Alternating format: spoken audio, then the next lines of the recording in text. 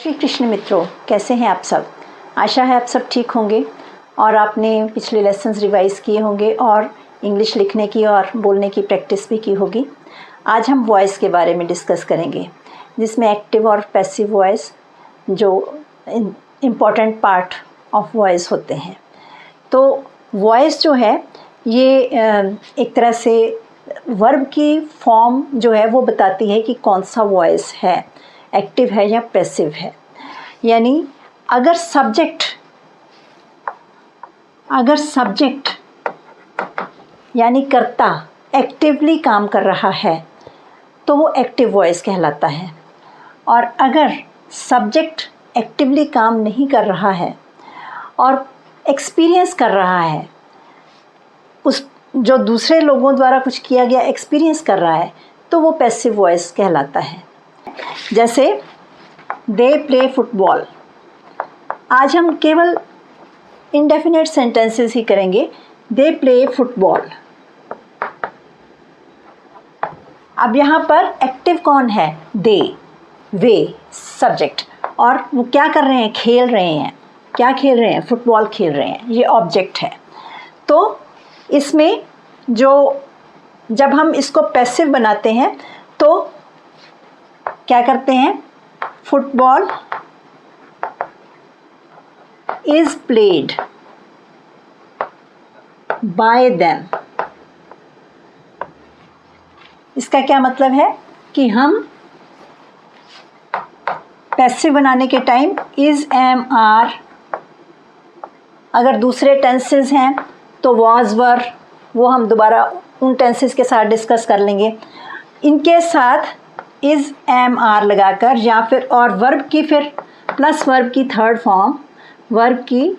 Form plus जो फिर हम बाय का प्रयोग करते हैं।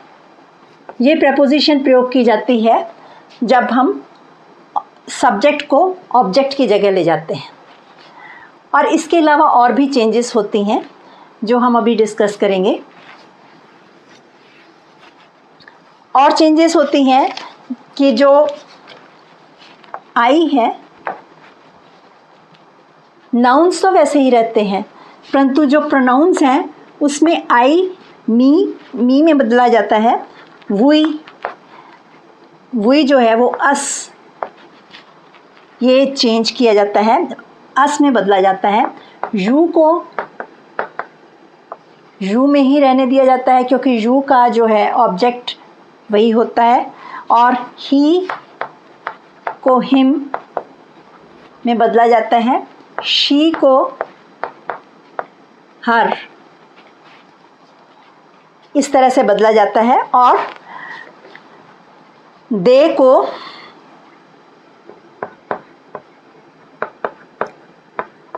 देम। इस तरह से हम हमारे जो सब्जेक्ट्स होते हैं उनको जब हम ऑब्जेक्ट किस तरह से यूज़ करते हैं, इस तरह से बदल देते हैं। She writes a letter. अब यहाँ पर प्रोनाउन है, अब इसका क्या होगा? A letter. यहाँ पर ये जो ऑब्जेक्ट है ये आगे आ जाएगा। A letter is written by her. She को हमने हर में बदला। जब हम इस सब्जेक्ट को ऑब्जेक्ट की जगह पर ले गए तो हर में चेंज कर दिया। इसी तरह से they play hockey. Hockey is played by them. अब यहाँ पर भी दे जो सब्जेक्ट था ये एक्टिव था, परंतु जब पैसिव बना तो हॉकी को जो ऑब्जेक्ट है उसको हम आगे ले आए। इज प्लेड, वर्ब जो सिंपल ये इंडेफिनिट टेंस है तो इसलिए इज, एम, आर लगाकर वर्ब की थर्ड फॉर्म लगाई जाती है। साथ में फिर बाय का प्रेपोजिशन का प्रयोग करके दे को देम में हम चेंज कर देते हैं। इसी तरह से my friend helps me. My friend helps me. देखिए यहाँ पर क्या होगा, आई एम, यहाँ पर इज एम आर ही लगाना है। I am helped by my friend. अब एक चीज़ नोट करनी है, या जब my friend, our mother, his father, इस तरह के शब्द हों तब वो वैसे ही रहते हैं। जब ऑब्जेक्ट में इसको, इस सब्जेक्ट को जब हम इधर ऑब्जेक्ट की जगह लाते हैं तब वो वैसे ही रहते हैं। माई फ्रेंड हेल्प्स मी, मेरा मित्र मेरी हेल्प करता है। आई, अब मी को यहाँ पर हम यहाँ लाते हैं तो क्या बन जाता है, आई। ठीक है, I am helped by my friend, ये माई फ्रेंड में कोई चेंज नहीं आएगा। ठीक है, अब इसी तरह से नेगेटिव सेंटेंसेस होते हैं, उसमें क्या होता है, जैसे यू डू नॉट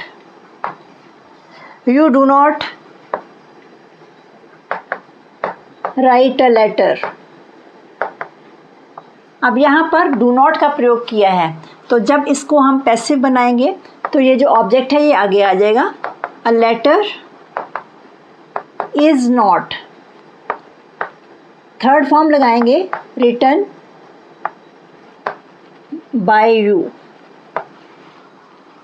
नॉट वाले वाक्यों में इज जो हेल्पिंग वर्ब के बाद हम नॉट लगा देते हैं और साथ में वर्ब की थर्ड फॉर्म लगाकर फिर बाय लगाकर आगे ऑब्जेक्ट लगाया जाता है। जो सब्जेक्ट है उसको ऑब्जेक्ट की जगह प्रयोग किया जाता है। इसी तरह से ही does not like sweets, he does not like sweets, वो मिठाई पसंद नहीं करता है। तो यहाँ क्या होगा, स्वीट्स, स्वीट्स के साथ डज नॉट या डू नॉट नहीं लगाना, स्वीट्स के साथ क्या लगेगा, sweets are not liked by him, मिठाइयाँ उसके द्वारा पसंद नहीं की जाती हैं। ठीक है, इसी तरह से और वाक्य देख लेते हैं नेगेटिव में। We do not harm you,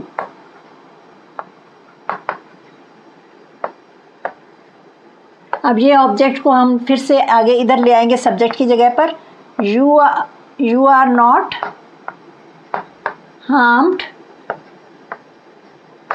bye us, we है इसके बदले हमने अस का प्रयोग किया। ये वाला यू जो है ऑब्जेक्ट, ये यहाँ पर सब्जेक्ट की जगह ले आए। डू नॉट की जगह हमने आर नॉट का प्रयोग किया। हार्म फर्स्ट फॉर्म थी, इसकी जगह हमने थर्ड फॉर्म लगाई। बाय प्रपोजिशन लगाई और इसकी जगह हमने सब्जेक्ट को इधर ऑब्जेक्ट की जगह ले आए और अस का प्रयोग किया। इस तरह से ये सेंटेंसेस बदले जाते हैं। He does not run a race, he does not run a race, a race is not run by him।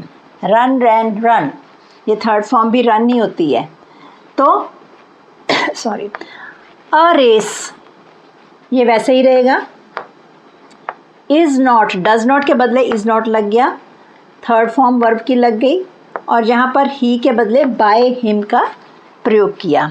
इस तरह से ये जो नेगेटिव सेंटेंसेस जो हैं वो बनाए जाते हैं। और इंट्रोगेटिव जो सेंटेंसेस हैं उनमें जो उसमें भी थोड़ा सा बदलाव होता है, जैसे does he run a race,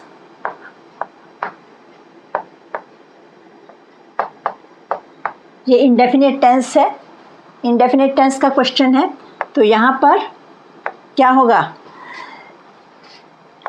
is a race, is लगाकर ये जो ऑब्जेक्ट है ये आगे ले आए, run by him, question mark पीछे लगेगा।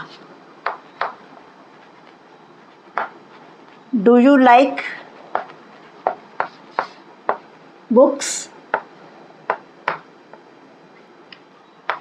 अब क्या लगेगा, यहाँ पर डू है जब क्वेश्चन में, तो कैसे बदलेंगे, आर बुक्स, आर लगाकर डू के बदले ऑब्जेक्ट को आगे ले आए, आर बुक्स, वर्ब की थर्ड फॉर्म लगाई, लाइक्ड बाय यू, फिर क्वेश्चन मार्क लगा दिया।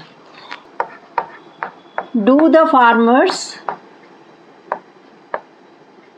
प्लॉ द फील्ड,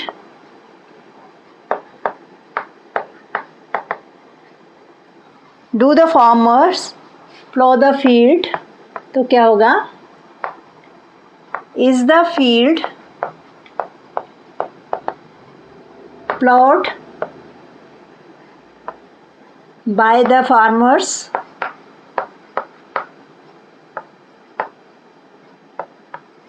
क्वेश्चन को क्वेश्चन ही रहने देना, इसको एजर्टिव नहीं बना देना, ये मतलब बदलना नहीं चाहिए।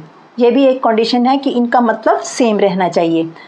डू के बदले हम इसका प्रयोग कर रहे हैं और उसके बाद हम ऑब्जेक्ट को आगे ला रहे हैं और फिर हम वर्ब की थर्ड फॉर्म प्रयोग कर रहे हैं और बाय प्रेपोजिशन लगाकर जो सब्जेक्ट है इसको पीछे ऑब्जेक्ट की जगह पर ले जाते हैं। इसी तरह से does Sita sing a song, does Sita sing a song, is a song sung by Sita,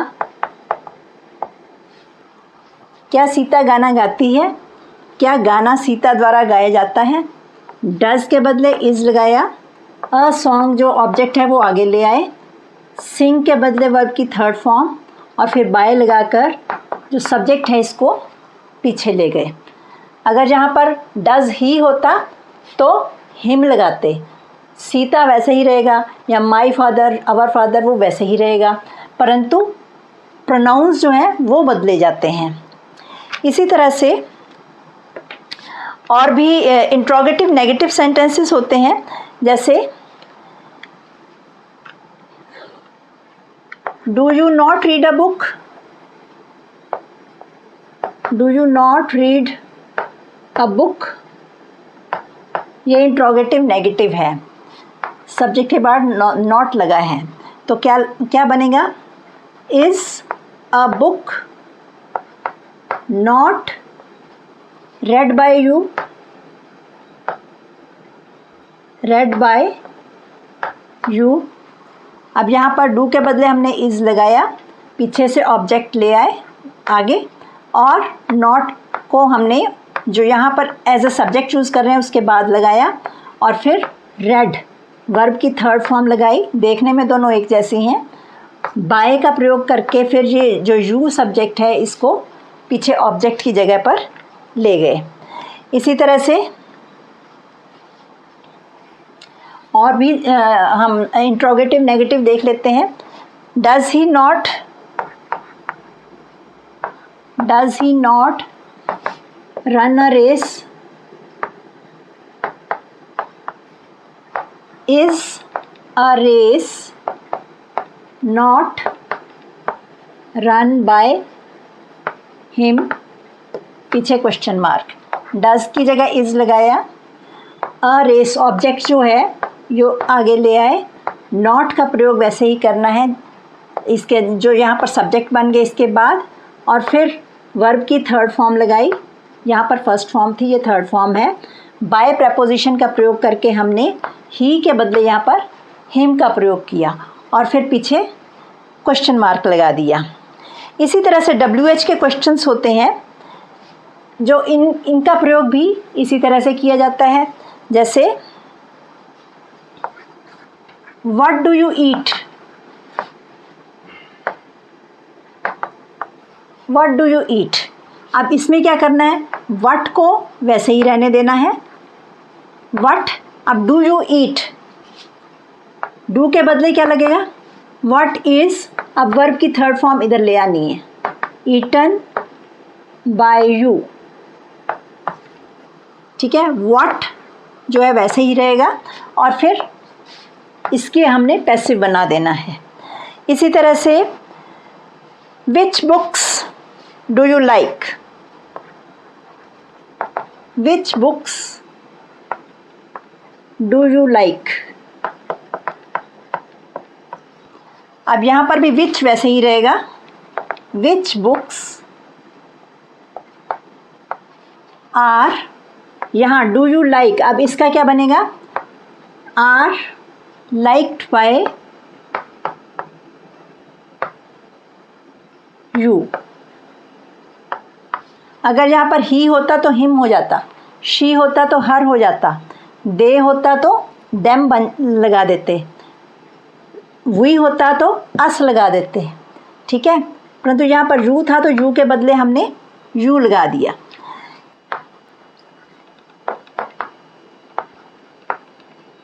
who teaches you Hindi, इसी तरह से who teaches you Hindi, by whom, who के बदले बाय whom लगाना है, ठीक है। आर टीचेस है तो यहाँ पर इज एम आर का तो प्रयोग करना ही है। Are you taught, are you taught verb की थर्ड फॉर्म हिंदी। इस तरह से ये वाक्य बनाए जाते हैं। इसी तरह से कुछ शब्द whom के साथ प्रयोग होते हैं, जैसे whom डू यू लाइक, आप किसको पसंद करते हो, तो क्या बनेगा, who is liked by you. जब हमने हु के साथ हमने क्वेश्चन में पैसिव बनाया था तो बाय whom लगा था, परंतु जब whom के साथ बना रहे हैं तो पैसिव में हु का प्रयोग होगा।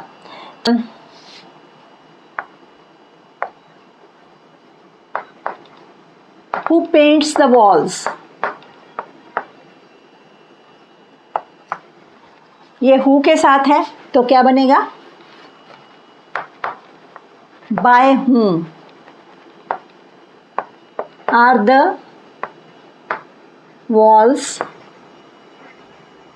Painted.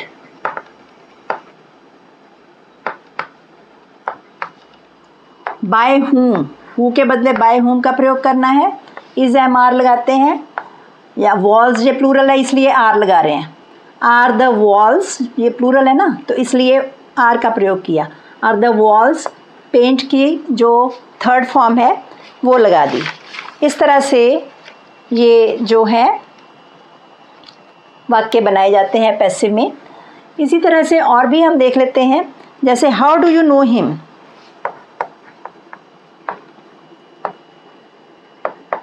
How do you know him, आप उसे कैसे जानते हैं। अब हम जानते हैं नो के साथ टू, जब पैसिव बनाते हैं तो टू प्रेपोजिशन का प्रयोग करते हैं। How is he known to you, ठीक है, हाउ को वैसे ही रहने देते हैं। इज का प्रयोग क्यों कर रहे हैं, क्योंकि ये सिंगुलर है, जो हिम है यहाँ आकर ही बन जाएगा, यहाँ से वहाँ जाता है तो हिम बनता है, ही वहाँ जाकर हिम बनता है, और वहाँ से हिम यहाँ आकर ही बन जाता है जब सब्जेक्ट की तरह यूज़ करते हैं। नो के बदले हमने वर्ब की थर्ड फॉर्म लगाई, नोन टू यू, ठीक है, नो इसके साथ हम नो के साथ टू का प्रयोग करते हैं। पे योर पेरेंट्स, तो इसमें क्या होता है, लेट लगाकर पैसिव बनाया जाता है। Let your parents be obeyed, let your parents be obeyed, ठीक है, लेट लगाकर योर पेरेंट्स को आगे ले आए। ओबे जब लगाना है तो साथ में हमने बी लगाकर वर्ब की थर्ड फॉर्म लगा दी। इस तरह से इम्पेरेटिव सेंटेंसेस को इस तरह से पैसिव बनाया जाता है। इसी तरह से डू नॉट स्टील, अब ये भी एक तरह से प्रेजेंट इंडेफिनिट में है परंतु इम्पेरेटिव सेंटेंस है, तो इसमें सब्जेक्ट कोई नहीं है तो क्या हो जाएगा, क्या बनेगा, आप खुद बनाएंगे हम। You are forbidden to steal, आपको मना किया जाता है चोरी करने से। यू आर, आप किसी को कह रहे हैं डू नॉट स्टील, आप जानते हैं कोई चोरी करता है, तो इसको हम पैसिव में कैसे बोलेंगे, you are forbidden to steal. ठीक है। इसी तरह से अगर कोई रिक्वेस्ट है इम्पेरेटिव सेंटेंस में, जैसे काइंडली सैंक्शन माई लोन, काइंडली सैंक्शन माई लोन। ठीक है। अब ये रिक्वेस्ट है तो क्या बनेगा, यू आर रिक्वेस्टेड। अब यू हम अपनी तरफ से लगाते हैं जब ये इम्पेरेटिव सेंटेंस है, रिक्वेस्ट है, यू आर रिक्वेस्टेड।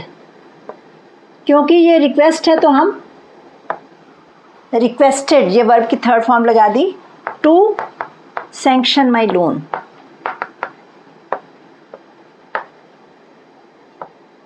आगे हमने सेंटेंस वैसे ही लिख दिया। ठीक है। इसी तरह से take exercise daily,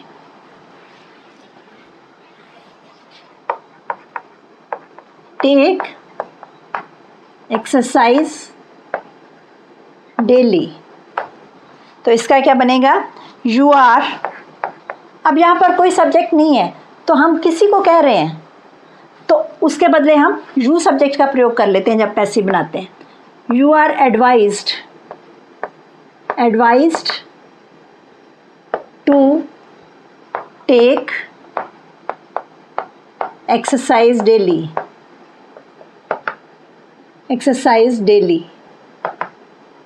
daily means प्रतिदिन। अब यहाँ पर बाय नहीं लगाया, यू आर एडवाइज्ड टू, आपको एडवाइस किया जाता है कि आप रोज़ एक्सरसाइज करें।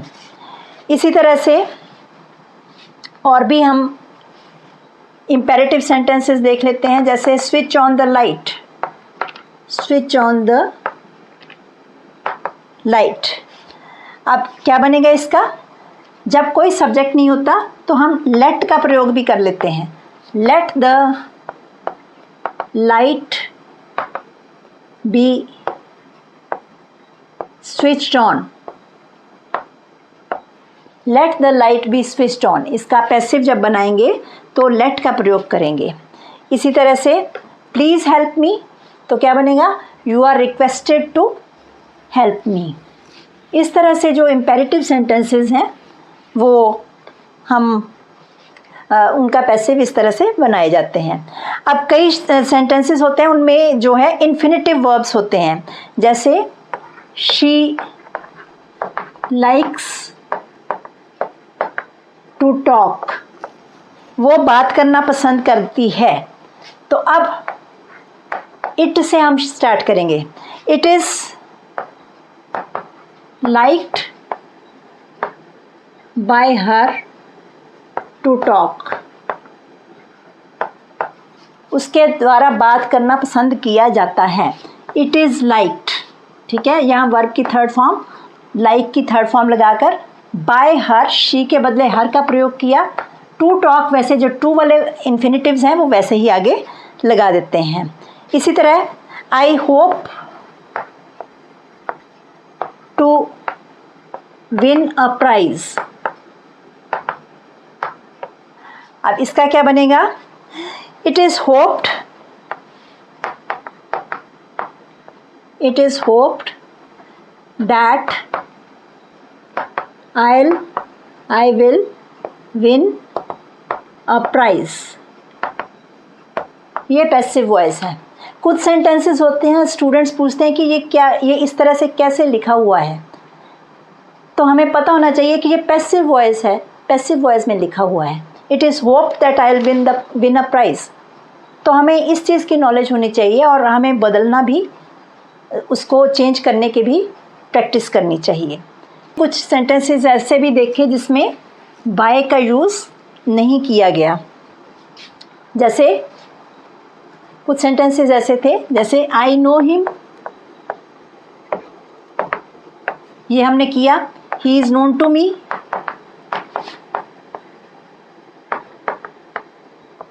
और भी कुछ ऐसे सेंटेंसेस होते हैं, जैसे this jug contains oil, this jug contains oil. इस जग में तेल है। अब इसका क्या बनेगा? Oil is contained in this jug. ठीक है, तो यहाँ पर बाय का प्रयोग नहीं किया, इन का प्रयोग किया। इसी तरह से योर हैबिट्स वरी मी। आपकी हैबिट्स से मुझे चिंता होती है। I am worried at your habits. At your habits, worried by नहीं लगेगा। इसी तरह से कुनीन टेस्ट्स बिटर। तो इसका क्या, बिटर क्या होता है? कड़वी। कुनीन कड़वी होती है, तो क्या बनेगा? Quinine is bitter. Is bitter, is M R का प्रयोग करना है ना। Is bitter when tested. यहाँ पर वर्ब की थर्ड फॉर्म लगा दी। इसी तरह से कुछ तो बहुत छोटे पैसिव वॉइस होते हैं और फिर हमें वो समझ नहीं आती कि कैसे पैसिव वॉइस हैं। जैसे अब सिंपल सेंटेंस है सिट डाउन, ये एक सिंपल इम्पेरेटिव सेंटेंस है, तो इसका बी सीटेड ये पैसिव वॉइस है। अब हम ऐसे भी कहते हैं बी सीटेड, वो पैसिव। हमें पता होना चाहिए कि ये लैंग्वेज में, ये सेंटेंस में क्या है, ये कौन सा स्ट्रक्चर है, ये पैसिव वॉइस है। इसी तरह से हम दूसरी तरह से भी कहते हैं यू आर। अब बी सीटेड किसी को रिक्वेस्ट कर रहे हैं, किसी को ऑर्डर कर रहे हैं, तो you are order to sit down.